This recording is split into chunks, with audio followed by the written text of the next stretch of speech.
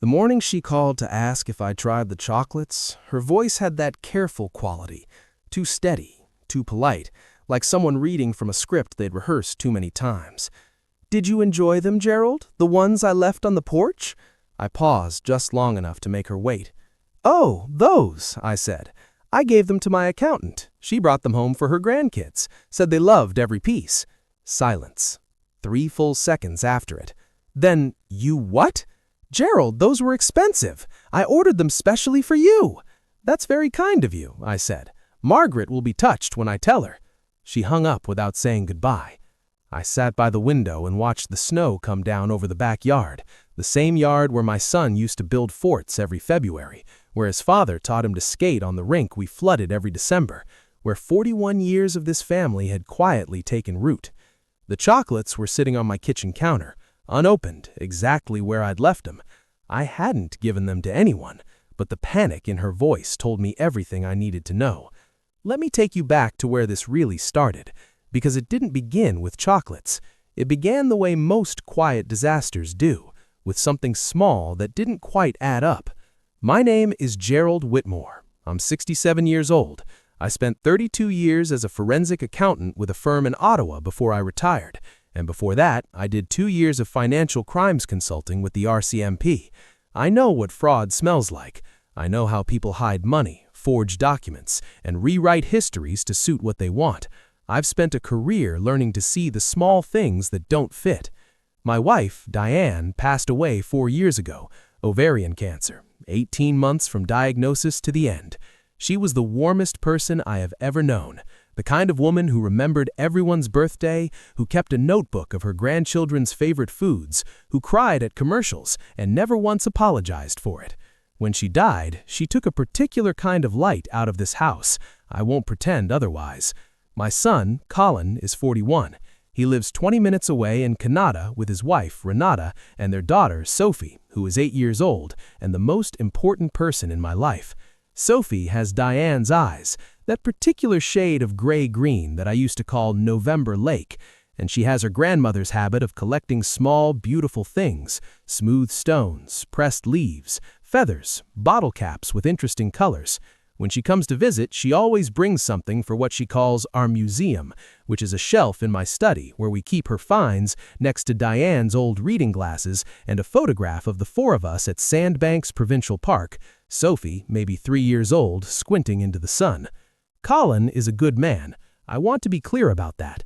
He works hard, he loves his daughter, and he carries his grief about his mother quietly, the way men of his generation were taught to. Our relationship has always been solid, if not especially expressive. We watch hockey together. We argue about the Senators. We do not say "I love you" out loud very often, but it's there. I know it is. Renata is a different matter. I want to be fair here, because fairness is something I've always believed in. When Colin first brought her home 8 years ago, I tried. Diane tried harder. Renata is from a wealthy family in Calgary.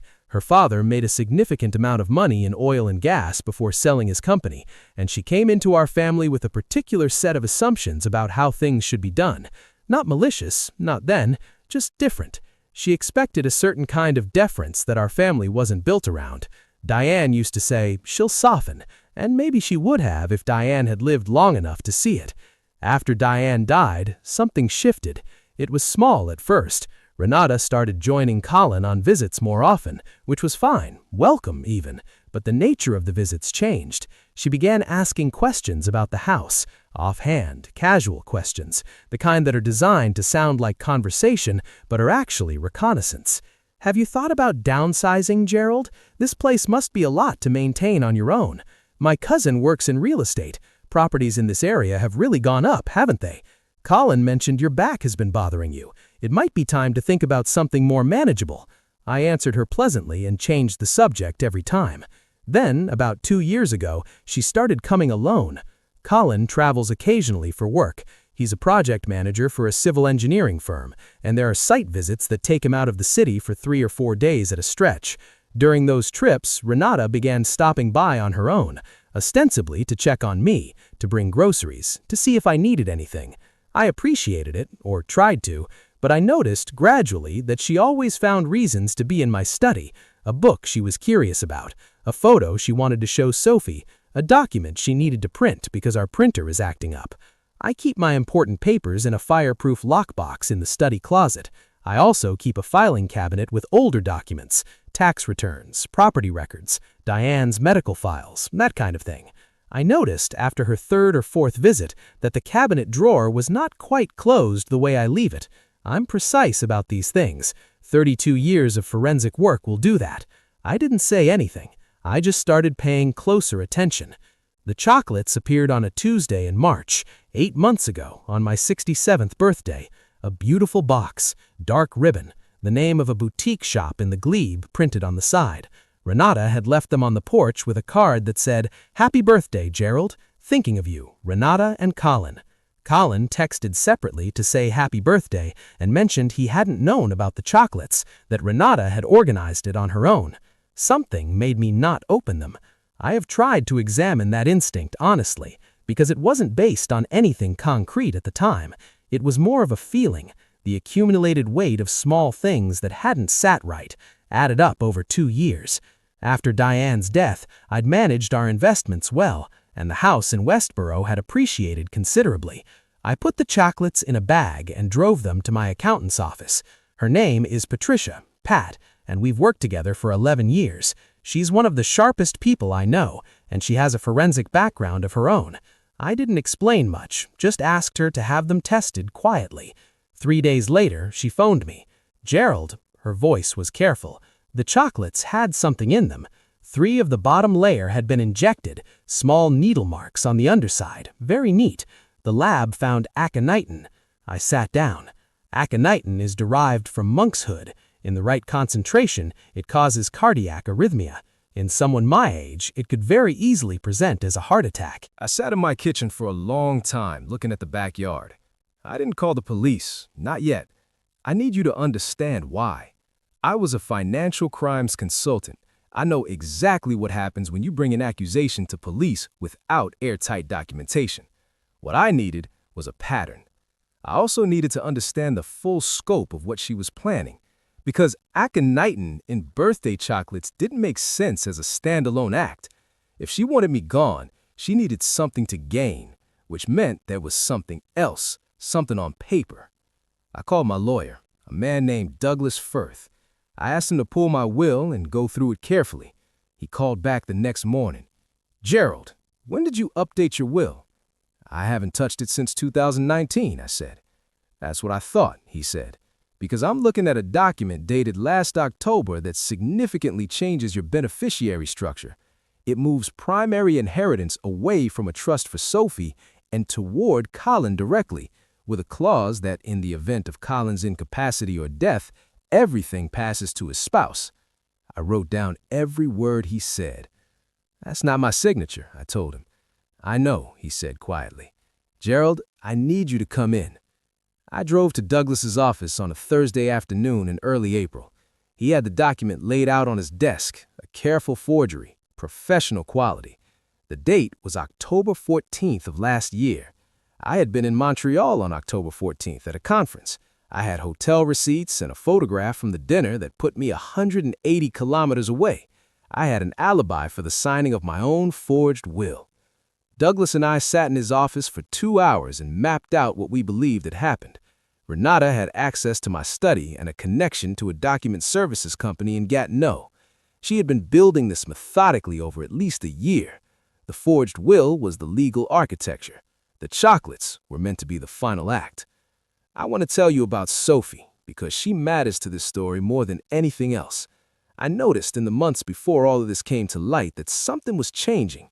She was quieter. She stopped bringing things for our museum. Renata had been working on Sophie too, slowly repositioning her, pulling her away from me. I made a decision then to make sure Sophie knew that our museum was hers and that she was welcome in my house every single day for the rest of her life. I didn't explain why, I just said, "I hope you know that nothing about this changes." She looked at me for a moment, and then she hugged me around the middle. "I know, Grandpa," she said. That was enough. That was everything. Now I need to tell you about the conversation with Colin, because it was the hardest part. Colin didn't know. I am certain of that. There is nothing that suggests Colin knew what his wife was doing. He was being used as much as I was. I drove to their house on a Saturday morning in early May when Sophie was at a birthday party and Renata was at yoga. I asked Colin to sit down at the kitchen table. I put a folder in front of him. He went through the documents slowly. The forged will, the lab report on the chocolates, Pat's financial audit, which had uncovered small, irregular transfers toward an account registered to a numbered company. Colin didn't speak for a long time. When he finally looked up, his face was something I don't have the right words for. It was the particular devastation of someone realizing that the person they trusted most in the world is not who they believed them to be. "Dad," he said, and then he stopped. "I know," I said. "The chocolates." He couldn't finish the sentence. "I'm okay," I said. "I didn't eat them." He put his head in his hands. We sat there for a while. Eventually, Colin asked what I needed from him. I told him full cooperation with Douglas and with the police, and one more thing. I needed him to think carefully, for Sophie's sake, about what came next. He nodded. He understood. The police investigation that followed was thorough. The evidence Pat and Douglas had assembled was substantial. The numbered company traced back to a name connected to Renata. A woman who worked at the boutique chocolate shop in the Glebe confirmed that a woman matching Renata's description had come in, purchased the box, and returned 2 days later to retrieve it. Renata was arrested in June at the house in Canada. Colin had moved Sophie to a sister's place the night before. Sophie thought it was a sleepover. She didn't see the police cars. She didn't see her mother let out in handcuffs. I am grateful for that more than I can say. The legal proceedings took 8 months. Renata faced charges of attempted murder, fraud, and forgery. Every argument her defense made collapsed under the evidence. The jury deliberated for less than a day. She was convicted on all charges. Sentencing will come in the spring. Colin filed for divorce before the trial concluded. It was the right decision. Sophie is doing well. She's seeing a child counselor and the sessions seem to be helping. Last month, she brought 3 new items for our museum, including a note that said, "For Grandpa, our museum forever." I put it in the center of the shelf. It's February now, and I've been sitting with all of this long enough to start to understand it. Renata was not a monster in the way we imagine monsters to be. She was a person who wanted something and who told herself that the obstacles, including me, were negotiable. That's not madness. That's a choice, and choices have consequences. She miscalculated the consequences because she had spent too long believing that careful people could be fooled. I have been a careful person my entire adult life. I learned it from my work and from my wife, Diane, who taught me that paying attention is one of the deepest forms of love. When you pay attention to people, you see them. I suppose in the end, Renata felt seen too, just not in the way she intended. The cardinal is back in the cedar hedge this morning. Sophie is coming for lunch on Saturday. I put the kettle on and watched the snow come down on the backyard the same way I've watched it for 41 years. I'm still here.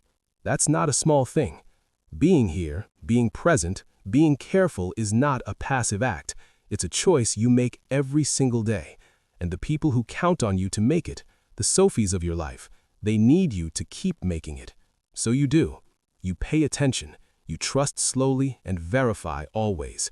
You keep your records. You ask the questions that don't have comfortable answers. And when someone hands you a box of chocolates with a little too much warmth in their eyes, you listen to the quiet voice that's been doing this work longer than you have. Then you call your accountant. There is something I want to say directly to anyone watching this who might be in a similar situation. Please hear this. You are not paranoid for paying attention. You are not being cruel for asking questions. Elder financial abuse is one of the most underreported crimes, most often happening inside families where the shame makes people go quiet. Don't go quiet. Talk to your lawyer. Talk to your accountant. Talk to someone outside the situation who can look at the facts without the emotional weight. Document everything. Your instincts are data, and the people who really love you will not be offended by your caution. They will be glad you're protecting yourself, because what they want more than any inheritance is for you to still be here, still paying attention, still putting the kettle on in the morning. That's everything. That's always been everything.